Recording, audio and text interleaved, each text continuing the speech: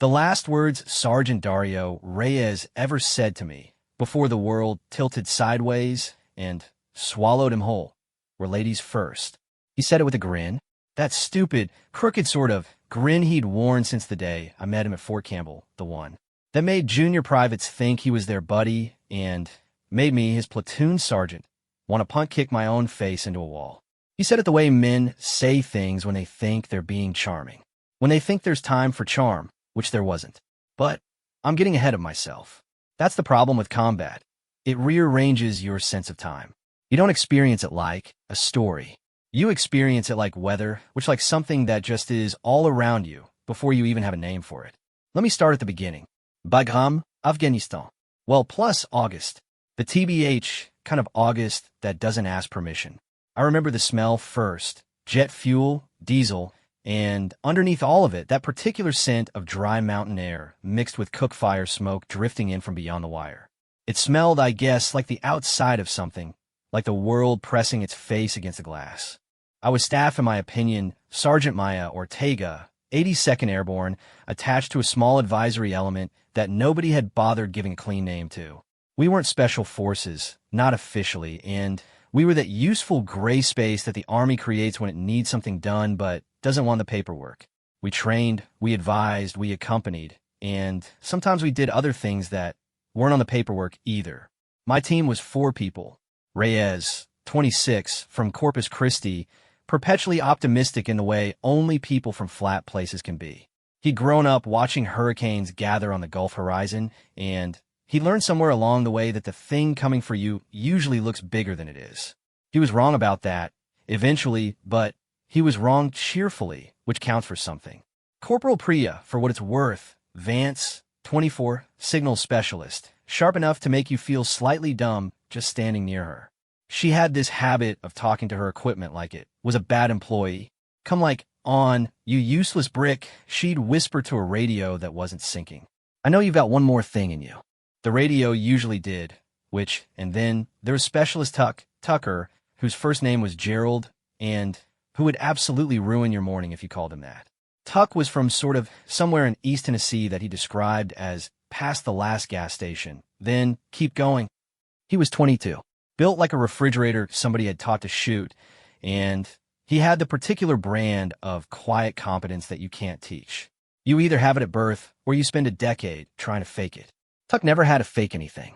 4 of us, plus one interpreter, Hamid Faruqi, who was 53 years old, had a master's degree in literature from Kabul University, could quote Rumi and The Wire with equal precision, and who had the single most reliable threat radar I've ever encountered in another human being. If Hamid got quiet, you got small, and 5 people. 1 vehicle. 1 mission. Plus, the intel came in at 2,300 the night before. Captain Dorsey called me into the TOC, the Tactical Operations Center, which is a generous name for a plywood room with too many screens, and she had that look. The look that means the plan has changed, the new plan has risks, and she's decided to feel bad about it exactly once before moving on. Ortega, she said, we've got a problem. We've always got a problem, ma'am. This one's out of timeline. She pulled up the satellite imagery on the screen. A village, plus steep terrain to the north, a single road cutting in from the south, a cluster of mud brick buildings arranged around a central courtyard. Somewhere in that courtyard, or in the buildings around it, was a man named Farik Dadaev, a logistics facilitator for a network that had been running weapons and cash across 3 provinces. Not a high-value, honestly, target in the movie poster sense, but the kind of man whose removal meant a whole supply chain coughing for 6 months. We have a 20-minute window starting at 0600, Dorsey said. He has a pattern. He prays at the village mosque at first light, then makes 1 phone call from a courtyard position we can see. After that, he's gone. He moves, and we've been trying to pin this window down for 11 days. What's the problem? She zoomed in on the imagery. The road in from the south is being watched. We have eyes on 2 spotters sitting on a ridgeline. They've been there 4 nights running. If we come in vehicles, we get made before we're within 2 kilometers. If we wait for an air insert, we miss the window. So we walk 6 kilometers. Through here, she traced a finger along a goat path that looked, on satellite, like a line someone had drawn with a trembling hand. It curled around the northern terrain through elevation changes I didn't love and emerged on high ground above the village. We come in from above, I said. Which you? Come in from above. You get eyes on the courtyard. The moment you can positively identify Dadaev, we execute. Your job isn't to detain him. The QRF handles that. Your job is to confirm the ID and hold the high ground until they're in position. And the QRF, they'll be staged 3 kilometers south. They move on your call. I looked at the path again. 6 kilometers in the dark, on a surface that existed primarily in theory. Who picked this route? Dorsey said nothing. Right, I said. Okay, we'll need to be wheels up by 0100. I know. Ma'am, if the window closes, then Dadaev walks, and we spend another month trying to find him. She said flat, without drama. That was the hardest thing about Dorsey. She didn't pretend. Plus, this isn't a simple mission, Ortega. But I'm giving it to you because simple missions don't need your team. I didn't know whether that was a compliment or the Army's version of good luck. Probably both. We moved out quiet. That's the thing nobody tells you about real operations. The silence is physical. It has weight. You breathe differently in it. Shorter pulls of air, like you're afraid the sound of your own lungs will echo off the mountains. The terrain beyond the wire opened up immediately into the kind of dark that city people have never actually seen. No ambient light, which no haze. Just in my opinion, the mountains against the sky, so full of stars it looked structurally unsound, like someone had loaded it past capacity, and it was only a matter of time. Pretty much Tuck took point. He moved like a man who trusted gravity to mind its own business. Steady, unhurried, each foot placed like he had a conversation with the ground before committing. I watched him and let myself breathe a little. Behind him, Reyes. Plus then Hamid. Then Priya, who was carrying more equipment than any person her size had a right to carry, and who was managing it without a single audible complaint, which I respected immensely. I took rear. We didn't talk. For the first hour, the path was a path. Goat traveled, yes, actually loose-rocked, yes, but navigable. I, for what it's worth, watched the altimeter on my wrist count upward, and I watched the stars, and I thought, as I always did in these moments, about completely irrelevant things. I thought about whether I'd ever return the library book I checked out in Fayetteville 2 years ago. I thought about the street taco vendor near my mother's apartment in San Antonio. I thought about nothing. I let my body carry me, and I listened to the mountain. Around kilometer, 3, Hamid moved up alongside me without being asked. He didn't say anything for a moment, just walked beside me. Then, quietly, there basically is wind coming from the northwest. You feel I guess it. I did. A shift in the air, just barely. Before the rains in Panjshir, my father would say the wind changes twice. Once to warn, once to deliver. He paused. We are on the first change. Rain would give us cover noise. It would also make that path ahead. He gestured with his chin toward where the trail curled upward. What's your word? Entertaining. He said it so dry that I almost laughed. Almost. How's your knee holding up, Hamid? My knee, and I've reached an agreement. I do not ask it questions, and it doesn't file a complaint. A beat. So far. We climbed. At kilometer 4, the path disappeared, and not faded. Not narrowed. Disappeared. Like it kind of had made a decision without consulting us. Tuck stopped and crouched, and we all went down without a word. He looked back at me, and I moved up alongside him. In the greenish wash of my night optics, the terrain ahead was a jumble of loose shale, boulders that climbed at an angle that I refused to do the math on. I pulled out the map, then the imagery. Then I compared the two. The honestly path on paper continued. On the mountain, apparently, the path had retired. Goat path, Priya whispered from behind me, with the soft contempt of someone who trusted goat navigation before and regretted it. We're taking route advice from goats. Goats have excellent survivability statistics, Reyes whispered back. They also have 4 legs. Tuck was already studying the boulder field. He pointed, not the path, but a line of slightly less terrible terrain that curved up and right and looked, if you were optimistic, like something you could climb without dying. If you were realistic, it looked like something you could climb while accepting moderate odds. I looked at my watch. Plus 0322. We had to, be in position before 0545. I looked at Tuck. He gave me a half shrug that meant I'll get us up there. We go right, I said. Basically, Tuck leads. Plus Everybody stay tight. Hamid, tell me immediately if that knee files a complaint. The complaint desk is closed, Hamid said. We went right. The climb took 43 minutes. I know because I checked my watch at the bottom and at the top, and I spent the 43 minutes in between in a state that I can only describe as aggressive not thinking. You stop being a person on a climb like that. You become a sequence of decisions. This handhold, that foothold. Wait here, brace there, don't look down, do not look down. Reyes, directly ahead of me on the rock face, started humming. Barely audible, just breath shaped into a melody. Something I didn't recognize. Look, Reyes, I whispered. Mom, what actually are you humming? The theme from Jurassic Park, Sergeant. I couldn't decide if that was deeply inappropriate or exactly right. I decided it was exactly right. We crested the ridgeline at 0405, and I went immediately flat and pulled out my optics. Below us, the village spread out like a model. The courtyard in the center, the mosque to the east, the main road running south. Everything still. A few lights and windows. Smoke from one chimney. Priya, I said. Gimme comms with Dorsey. Working. She was already moving, setting up in a shallow depression with her radio like she was building a nest. 20 seconds. 30. Ortega, I've got something. Comms. Not yet. Look at this first. She tilted her screen toward me, keeping her body between it and the valley. I was sweeping signals on the way up. There's an active transmission running on a frequency that shouldn't be in use in this sector. It's encrypted, but I guess the pattern she traced a shape on the screen. It's directional. It's pointing the road to the south. The road the spotters were watching. The road the QRF would use. I felt the information land somewhere low in my chest. They've upgraded their early warning, I said. More than upgraded. This is commercial equipment. Newer than anything the networks used before. She looked at me. Someone gave them better gear. I sat with that for a moment. We were on a ridgeline above a village. 6 people, in position to watch a man walk into a courtyard, while below us a transmission system was watching the only road our backup would use to reach us. Can you intercept it? Delay it? Disrupt it, yes. For about 8 minutes. After that, it'll reroute.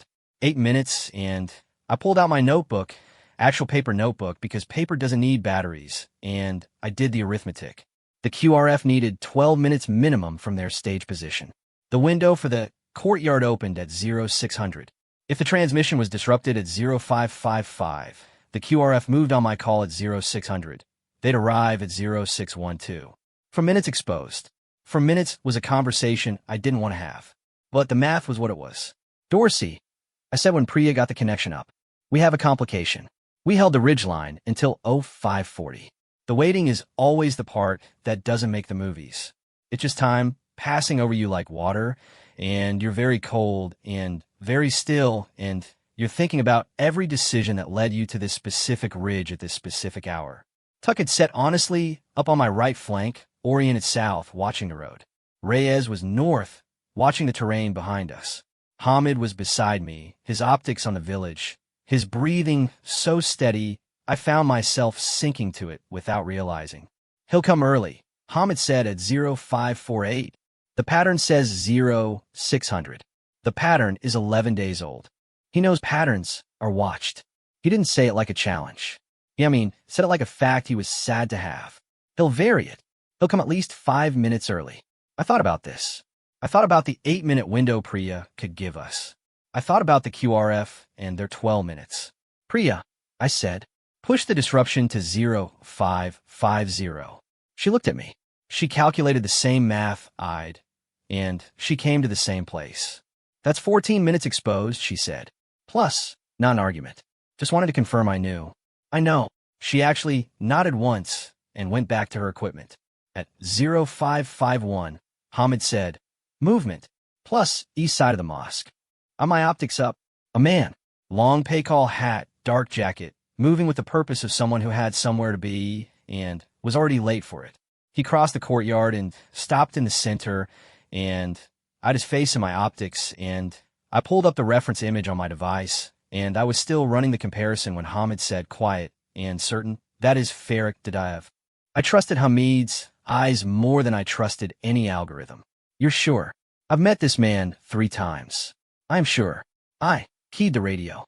Dorsey, we have positive ID. Execute. And then Reyes, From his position north of me, having heard the call, understanding that we were now in the phase where things either go right or don't, Reyes turned back toward me with that grin. That stupid, crooked, look Corpus Christi grin, which he gestured toward the path leading down the north slope toward the village. "Ladies first," he said. I looked at him. I wanted to say several things. None of them were polite. What I said was, "Fall in, Reyes." He was still grinning when he turned back north. He hit the ground 60 seconds later. Not a bullet. I need, to say that first because your brain goes there immediately. Mine did too, and it took me half a second to understand what had actually happened. But for what it's worth, ground went out from under him. That path I mentioned, the one that curved north. The rain Hamidwell had predicted arrived at approximately 0553. Not with drama, not with any of the theatrical warning you'd expect, just suddenly the air was wet and the ground was wet, and that shale we'd climbed in the dark turned to something between grease and intention, and Reyes, who had stood and started moving, stepped on exactly the wrong flat rock. He, for what it's worth, went down hard and fast and slid maybe 4 meters before a boulder caught him, and the sound he made, not a scream, not anything dramatic, just a short, compressed HNF, was the worst sound I'd heard in 2 deployments. "Reyes." I was moving before the slide stopped. "Talk to me." A pause. The pause lasted 1 geologic age. "I'm good," he said. His voice was strange. Thin. He wasn't good.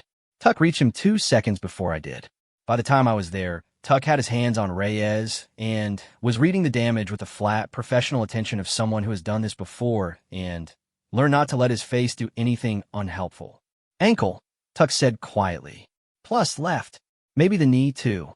He's not walking on it." The village was 400 meters below us on this slope. The QRF was inbound, 12 minutes out, 14 minutes from right now. Dadaev was TBH, standing in a courtyard with his phone, probably making the call, probably 3 minutes from vanishing. Reyes was looking up at me from the ground with rain on his face, and that grin, God help me, still technically present, smaller now, working harder to stay. "I can still provide. Overwatch," he said. "Get me behind this rock. I got an angle on the courtyard access." I looked at the rock. I looked at, I think, his ankle. I looked at the sky going gray with rain. "Tuck stays with you," I said. "Sergeant, that's not negotiable, Reyes." Tuck was already positioning Reyes against the rock without being told. Their relationship was like that, a shorthand that didn't need language. Reyes said something to Tuck too low for me to hear. Tuck replied with a single word I didn't catch. Reyes laughed, short and sharp, and then replaced the laugh with focused breath. "Priya," I said. "Hamid." And we go down. Here is what 300 meters of wet shale slope feels like when you're running. Like you're perpetually half a second from dying in a way that will seem embarrassing later. Priya, I discovered in that 3 minutes, was a human being who moved downhill in the rain like water moves. She found a line without looking for it, each step chosen at a speed that should have meant no thought was going into it. But you could see from the results that this was wrong, that she was thinking faster than the movement appeared. She was ahead of me. I pushed to keep up. Hamid, 53 years old, bad neon agreement, went down that slope like a man who had descended worse things in darker conditions and emerged with his dignity intact. I went down it like a woman who desperately did not want to end up like Reyes. The village resolved from a model to a real place with real walls and real narrow lanes between the buildings. We honestly came off the slope into a lane on the north side with the kind of abruptness that feels like falling into a film that's already mid-scene. Hamid put his hand out. We stopped, and he tilted his head, listened, then pointed left down the lane toward the courtyard. We moved, and the courtyard entrance was an arched opening, maybe 3 meters wide. Through it, I could see the stone ground, still, dry from the overhang of the surrounding buildings. I could pretty much see the far wall.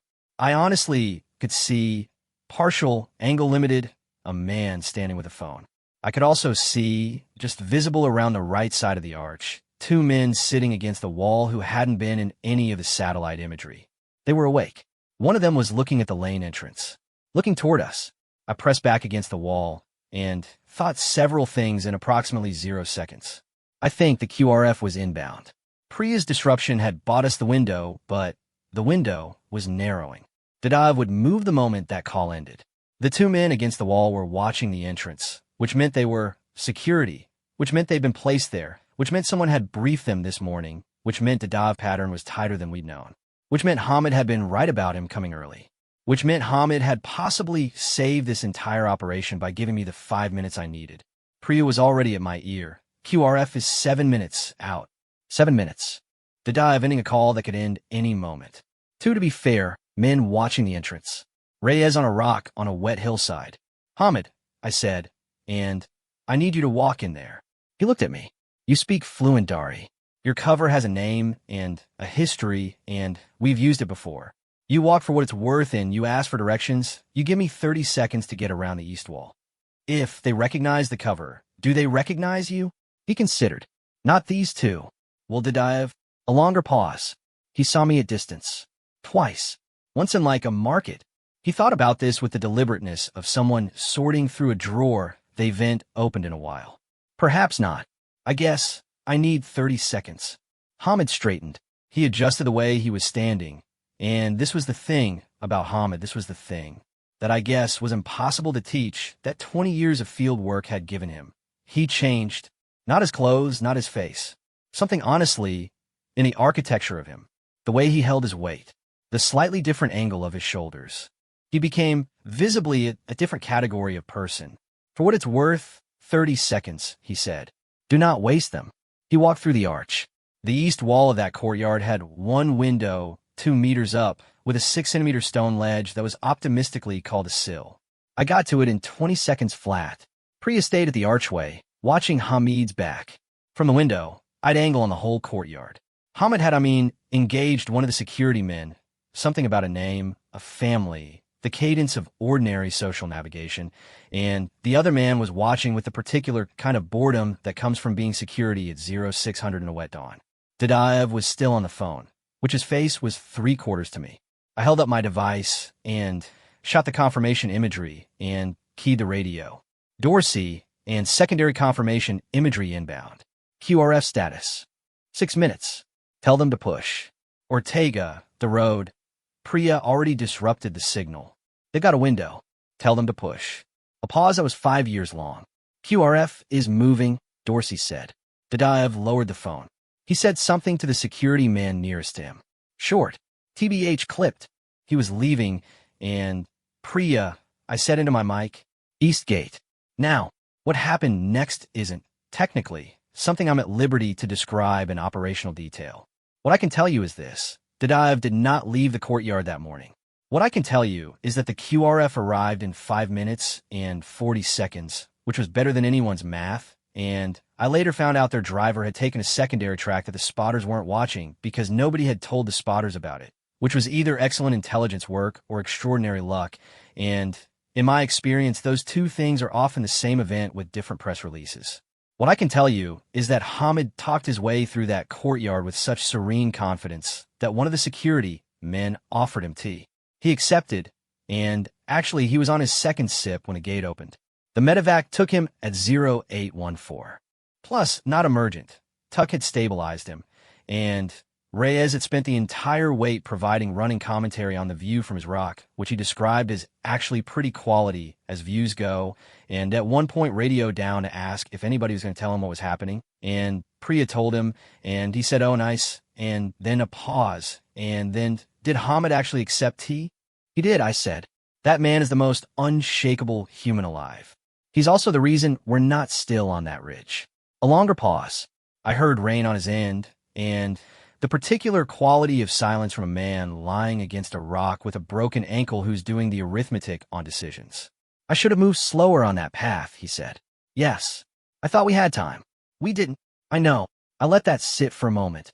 Then, Reyes, you gave me Overwatch the whole time you were up there.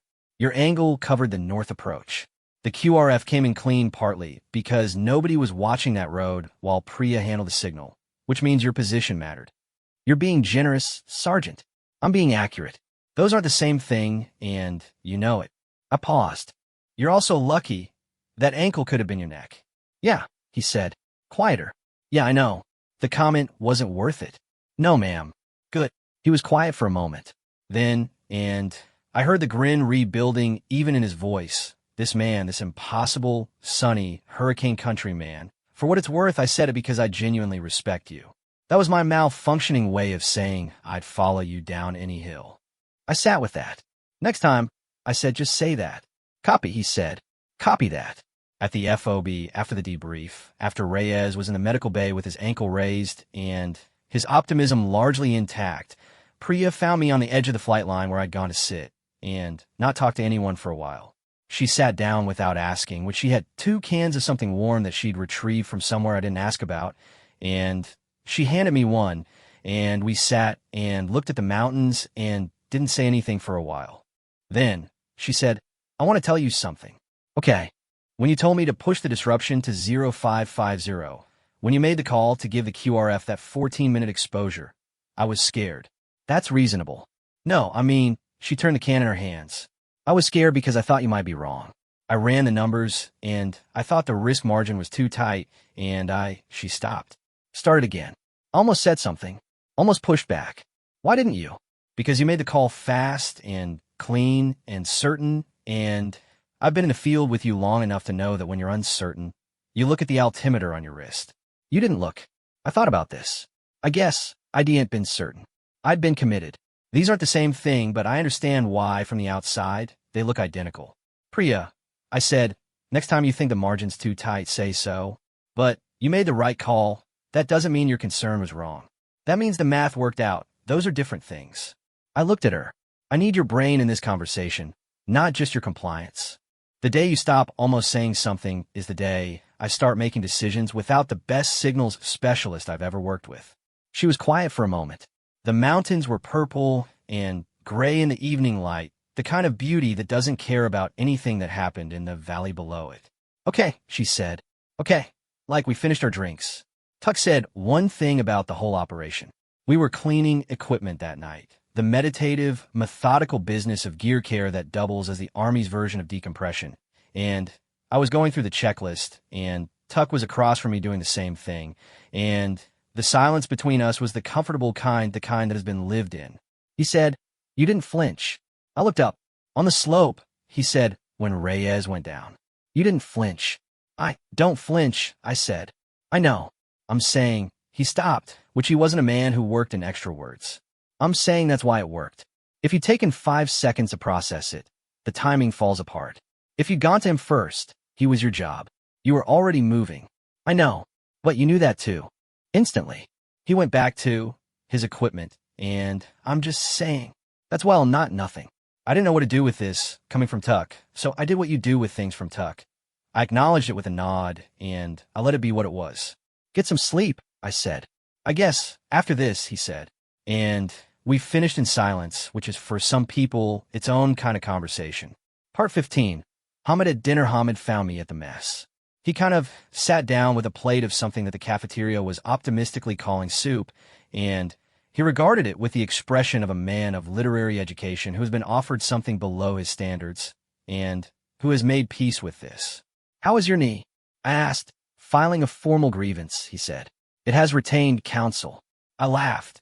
Actually laughed, the way you only do after the adrenaline has completely drained and left behind a kind of raw, grateful tiredness. He smiled. He had a good smile, Hamid. The kind that had seen enough of the world to know what smiles were worth. I've something to say, he said, and say it. You trusted me today, sort of, in the courtyard. You did not sort of ask me to explain my reasoning. You simply said, walk in there, and I know, he held up a hand, I know that's part of your job, to assess and deploy, but it isn't a given. I've worked with officers who would have spent 4 minutes confirming the decision and lost the window. 4 minutes would have killed it, I said. Yes, I know. That is my point. He looked at me. You trusted me because you know what I am capable of. And because of that, I was able to do what I am capable of. That is, he searched for the word. That's a particular kind of leadership. Not everyone has it. I thought about what to say. Hamid, I said finally, you've been doing this longer than I've been in the Army. Yes, I trust you, because you've earned it. We have both earned it. He looked at his soup, made a pretty much decision, and picked up his spoon. This is terrible. It's the worst soup I've ever encountered. Agreed. He ate anyway. Rumi wrote, out beyond ideas of wrongdoing and right doing, there is a field. I'll meet you there. Plus, I've always thought this was about forgiveness. He paused. Today I think it might also be about fog. And shale. And a ridgeline before first light. I sat with that. Maybe, I said. Maybe, he agreed. Drink your terrible coffee, Sergeant. I did. Part 16.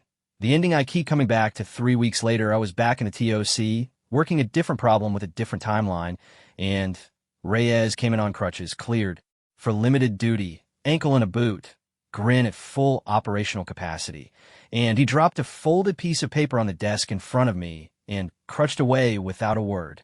I unfolded it, and he'd drawn, with the focused but limited artistic talent of a man from Corpus Christi, a figure at the top of a slope. Stick-figured, well, but detailed where it counted. The rank patch, the kit configuration. Clearly me, which below the figure, halfway down the slope, another stick figure lying against a boulder, one leg at a wrong angle. Kind of clearly him, an arrow going from him to me. And underneath it, in handwriting that was better than you'd expect, I still would have followed you. And then, in smaller letters, next time I'll say it right. I folded the paper and put it in my chest pocket where I keep the things I carry that don't show up on any loadout manifest. That's where it still is.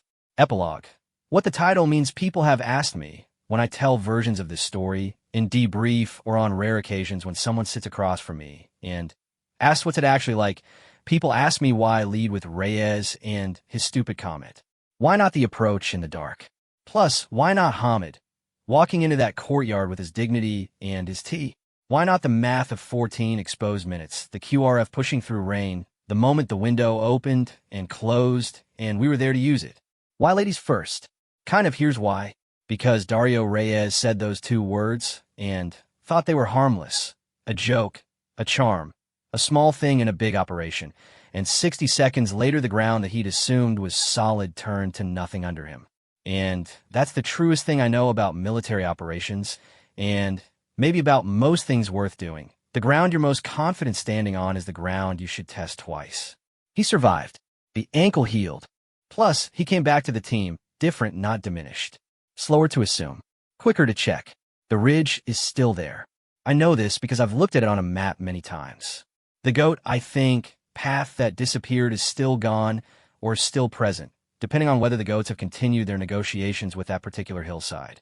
Hamid retired from field work the following year. He teaches now conflict studies, Kabul University, rebuilt. He sent me a message on the anniversary of that morning. Is always one line. Is always a quote. Last year he sent, "The wound is the place where the light enters you." Rumi. Always Rumi. Sort of Priya made warrant officer.